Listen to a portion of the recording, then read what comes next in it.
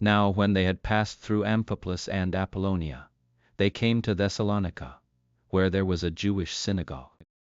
Paul, as was his custom, went into them, and for 3 Sabbath days reasoned with them from the Scriptures, explaining and demonstrating that the Christ had to suffer and rise again from the dead, and saying, "This Jesus, whom I proclaim to you, is the Christ."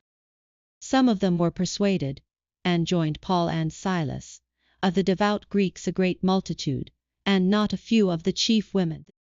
But the unpersuaded Jews took along some wicked men from the marketplace, and gathering a crowd, set the city in an uproar, assaulting the house of Jason, they sought to bring them out to the people.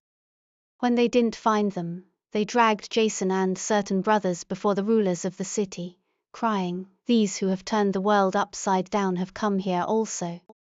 Whom Jason has received, these all act contrary to the decrees of Caesar, saying that there is another king, Jesus.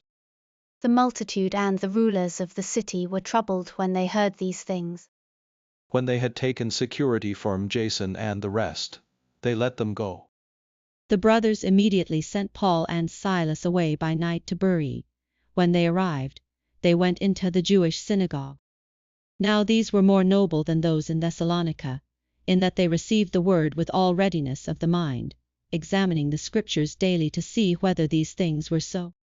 Many of them therefore believed, also of the prominent Greek women, and not a few men. But when the Jews of Thessalonica had knowledge that the word of God was proclaimed by Paul at Berea also, they came there likewise, agitating the multitudes,